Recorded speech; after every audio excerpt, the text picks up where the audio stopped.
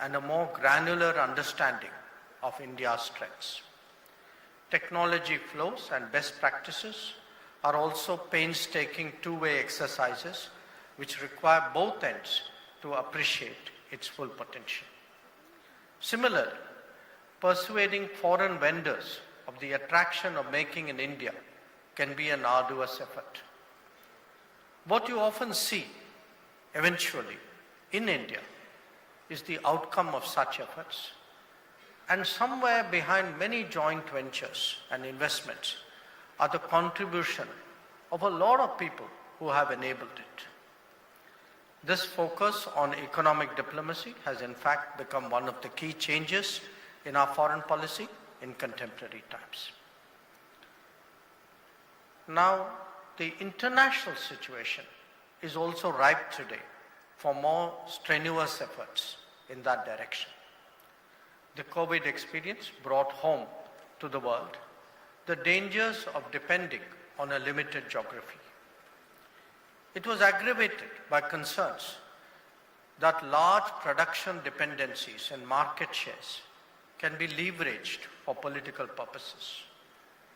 As a result, the quest to build more reliable, resilient, and redundant supply chains has assumed salience. Digital sensitivities have further heightened these trends. As we enter the era of AI, who captures, processes, and deploys your data is of utmost importance. Data privacy and cybersecurity are consequently paralleling reliable supply chains as a global priority. That manufacturing and data are also more deeply fused is yet another reality to be taken into account. So in this scenario, India has an opportunity to board the manufacturing bus that we missed to some extent in the past. It is incumbent on us to develop the logistics, the infrastructure, and the business environment to promote greater industrial production. Side by side, we also need the requisite human resources to make this globally viable. These goals have been at the forefront of our national efforts in recent times. Friends, efforts to engage the world and exploit its inherent opportunities have been given a sharper edge by the stresses and fissures of current times. If you recall the COVID experience, do understand that our ability to produce vaccines within the country was very much influenced by the flow of ingredients from multiple sources abroad. Many of them actually faced regulatory constraints, and some even required incentivizing suppliers. Later on, during the Delta variant, obtaining medical oxygen supplies from abroad on a timely basis was equally critical. Or think back about the consequences of the Ukraine conflict. The impact on the fuel and fertilizer markets was immediate and called for special efforts to protect the Indian consumer. And you're all aware of the counter pressures that we faced in that regard. It is not just health or energy security. Even food security can call for diplomatic initiatives. Our diplomatic energies are equally directed, for example, towards the predictable supply, the predictable availability of lentils and edible oils. And of course, when it comes to defense and high technology that are so essential to our national security, developing access to the best options remains our continuing goal. As we now move into a more technology-saturated existence, similar compulsions in respect of critical and emerging technologies as well as critical minerals are now coming into play. Ladies and gentlemen, it is not just our capabilities and consumption that are changing, so too are logistics. Supply chains are partly production, but they are very much routings. The world is still functioning in the post-colonial connectivity grid that was designed for the convenience of the West. As production rebalances globally, there is a growing need for new and efficient pathways of trade. So much so that they have actually today become key in many ways to international collaboration, and I dare say even to international competition. India is committed to realizing two major connectivity initiatives to the West, the IMEC to Europe and Atlantic, and the INSTC to Eurasia. To the east, we are working on a trilateral highway that could eventually extend up to the Pacific. Maritime energy grids and green shipping corridors are examples of new possibilities. Such economics can only be realized through creative diplomacy. So, the world is today increasingly appreciating the India story. We may experience it on a daily basis. So it is important to understand what is it that they see has now become different. Obviously, there's no single answer. It could be one of the 75 new airports, the 16 new metros, the broader and longer national highways, the better quality railway journeys, or perhaps bright young people like many of you. At a policy level, perhaps it is making it easier to do business, easing the living of common citizens, and de-bureaucratizing our society. Or for that matter, strengthening civic awareness and improving our human resources development. In my own travels, what I most often hear is the admiration for our embrace of digital practices, and I think some of our young friends who were here on the podium were speaking about it. And of course, associated with it, the implications for governance. So here's a point for you to ponder. The more effectively we transform at home, the greater the interest of the world to engage us. The deeper that engagement, the faster we will modernize. Ladies and gentlemen, the world is a competitive place. And to ensure India's rise, we too must continuously sharpen our instincts. As I emphasized, developing capabilities at home is an essential prerequisite. Today, it is common in my own domain to speak about comprehensive national power. We no longer measure each other just by military capabilities or political influence, but take into account technology strengths, economic resilience, human creativity, and societal well-being. No nation can truly develop in a unidimensional manner, and large ones in particular, like us, must have some basic self-sufficiency. That is why we speak of an Atmanirbhar Bharat. Otherwise, in an era of weaponized economics, we leave ourselves seriously open to vulnerabilities. India currently faces two big challenges on that score.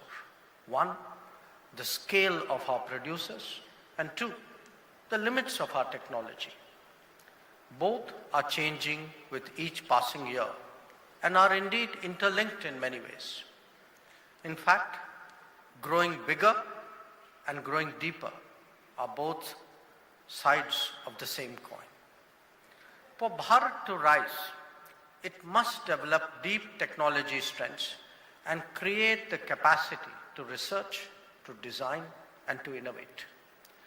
That will only happen when manufacturing expands and the industrial culture strikes deep roots.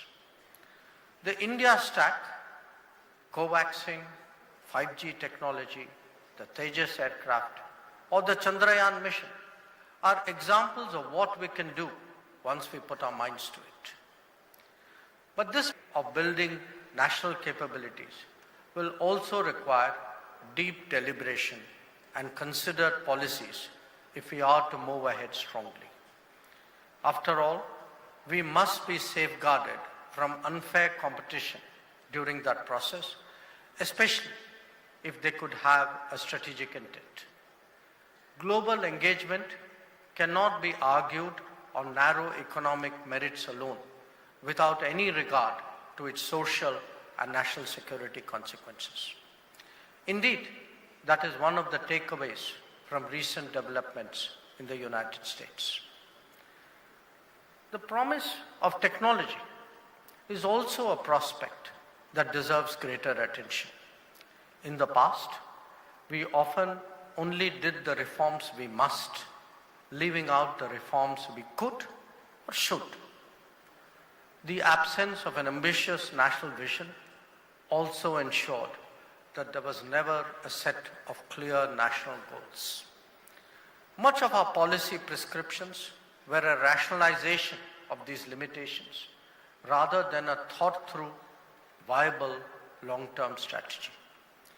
New technologies that put a premium on talent and creativity can now work in our favor.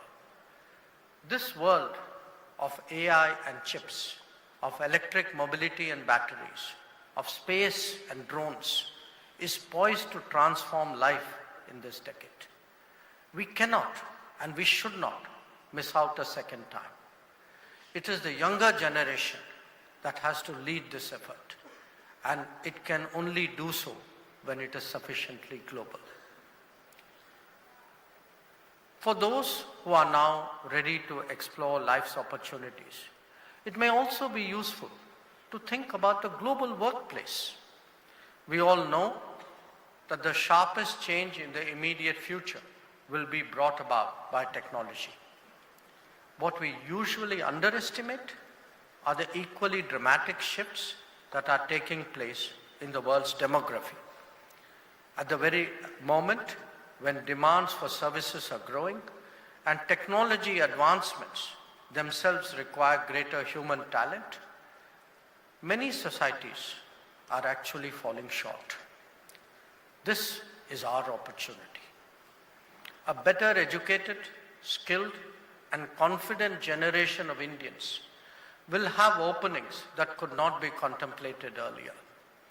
In fact, the interest in Indian talent is probably the most frequent theme in my conversations right now with foreign governments and corporates.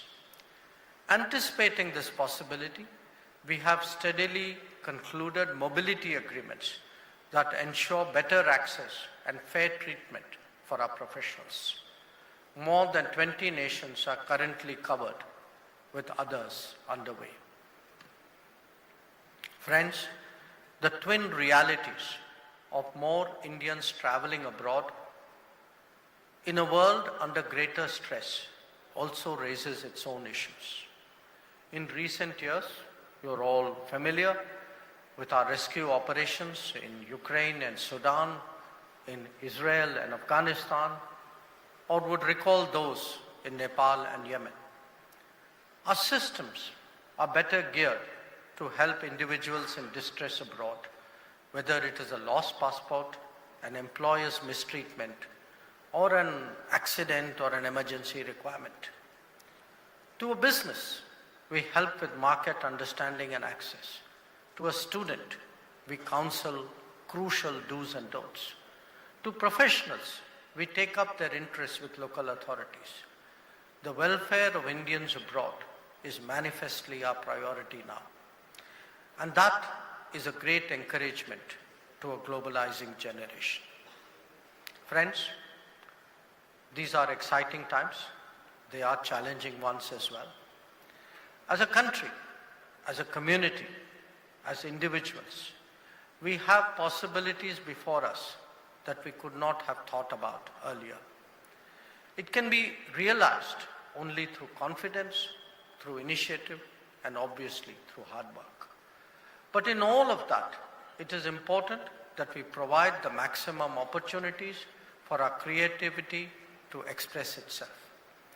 It starts from the grassroots and percolates through every level of society. Those of you who today are selected for this prestigious fellowship must appreciate that this is a testimony to your talent as much as it is an exhortation to realize your potential. Just as drops of water make an ocean, a nation is ultimately built by individuals. Each one of you can make a difference and will certainly do with greater awareness of the world and its many possibilities. I thank you for your attention.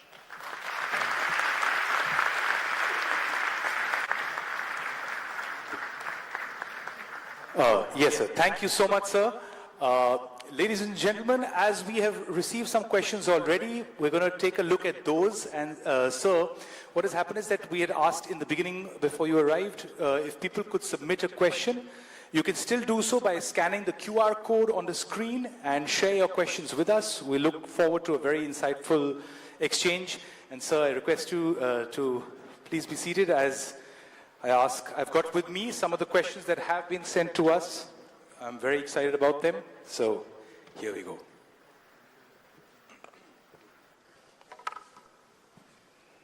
So, sir, we've been sent these questions from various people who scanned the QR code. More questions are coming in.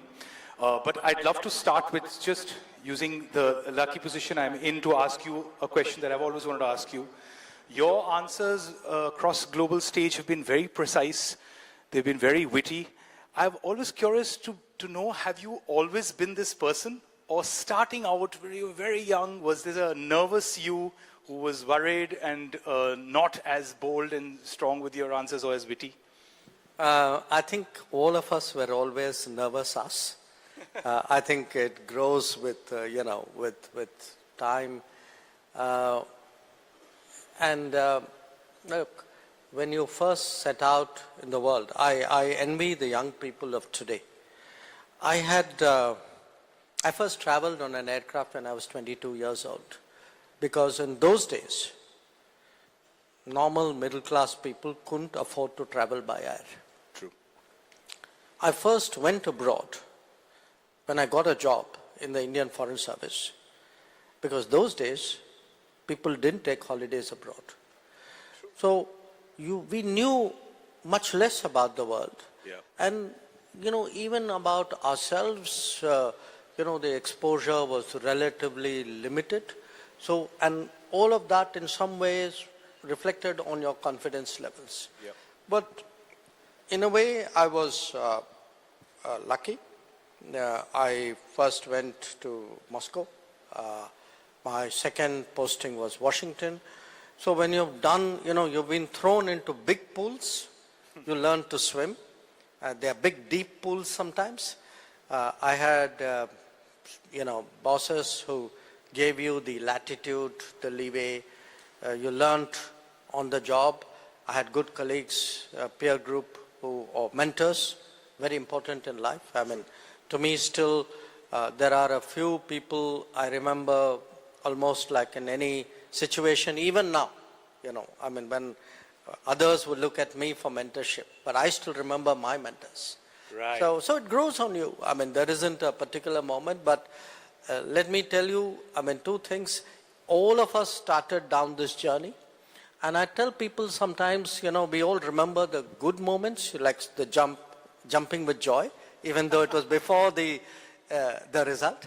But sometimes it's also useful to remember, the times you didn't make it, the numbers which were below what you hoped. True, So I think it builds empathy towards others. Thank you so much for that. And with that, I'm going to now read out the questions we've been sent. Here's the first one. How do you see the US presidential election outcome impacting Indo-US ties, especially given Prime Minister Modi's strong personal rapport with President-elect Trump? What do you mean specially given? We have it taken care of. So, the Prime Minister was among the first 3 calls, I think, that President Trump took. And look, India, Prime Minister Modi has actually built rapport across multiple presidents. When he first came to DC, Obama was the president, then it was Trump, then it was Biden. So, for him, there's something natural in terms of how he forges those relationships. So that's helped hugely. And I think, the changes in India have helped as well. I mean, I know today a lot of countries are nervous about the US, okay? Let's be honest about it. We are not one of them. Right. That's wonderful. That's great news. Lots of smiling faces in the audience. Sir, the next question that was sent in is this one. How do you see the reset in the global power dynamic play out as the balance of power shifts in some ways from the west to the east? And what are the likely intended and unintended consequences? Look, yes, there is a shift. We are ourselves an example of the shift. If you look at our economic weight, you look at our economic ranking, you look at even Indian corporates, their reach, their presence, Indian professionals, which I spoke about. So no question there is a rebalancing, okay? And to my mind, it was inevitable. It was inevitable because at one level, because once these countries, after the colonial period, got their independence, they started making their own policy choices, then they were bound to grow. The part which is not inevitable is some grew faster, some grew slower, some grew better, and there the quality of governance and the quality of leadership came in. So there is, in a sense, therefore, the constant and the variable. There is a trend towards a more diverse multipolar world. But there is also, a period when countries really surge ahead. I mean, it's a bit like would happen in the corporate world as well. And that's what you are seeing. But do remember one thing. The older, the Western economies, the older industrialized economies, they have not gone away. They still count. I mean, they are still today prime investment targets. They are big markets. They are strong technology centers. They are hubs for innovation. So let's recognize the shift, but let's not get carried away and kind of overstate it. Right. And, distort our own understanding of the world. Right. Thank you for that. Here's an interesting question. What's the one lesson from diplomats that you think business leaders need to learn? Well, look, I think the real trick in diplomacy is to put yourself in the shoes of the other person. Not just in the shoes, actually in the head. In the head of the other person. That you train yourself. And that's, why do we learn a language? Why do we spend time, out of the country? Why do you fraternize? Why do you immerse yourself in other people's habits? Because ultimately you want to get in there. And if you can get in there, it's like, in a sense, the sports analogy. You're actually anticipating what the bowler is going to do because you are in the bowler's head. Right. Or nowadays, from a Bumrah perspective, we're going to anticipate what a batsman is going to do because you're now in the batsman's head. Right. So, this to me is a very, very important skill. It takes time, a lot of experience, and some natural talent. True. You have to be like a sponge. You have to have empathy, I guess. And also, lot of the bookish stuff may not be reality, and you learn so much about culture and the way people think. Here's another question. How is PM Modi as a boss? Do you have early yearly appraisal sessions? I have daily appraisal sessions. Look, I'd say, in a way, it's been for me pretty much, except for a year and a half, I was out of government, about 10 plus years continuously. In a way, I would say he's honestly a demanding boss, exacting boss. And I say that because he prepares, you know. I mean, if you are discussing something, you have to come fully prepared. I mean, you have to know what you're talking about. You have to make your, argument or your case or whatever it is. You must stand your ground. You must have the data. So a second characteristic I would say is he's a very interactive boss. You know, there are bosses who have made up their mind before you talk to them, or there are those who listen to you, give you a decision. His way of decision making is very much interactive. You know, there is a certain back and forth out there. And I frankly, I say this in all honesty. I mean, I've enjoyed working with him because, he takes a call. He takes a call and then gives you that latitude, So, say, for example, I'm giving you, let us say, the Ukraine. Okay. Once, he took a call that we need to get people out, do what it takes, use the Air Force, use the civil aviation, talk to people, tell me what I have to do. If I have to make a phone call, I will do that. If you have to send ministers out there to, but then he gives you that operational freedom. He will monitor it. He will want a feedback. Okay, it's not like he's not tracking you, but he's not micromanaging you. He's not second guessing you. So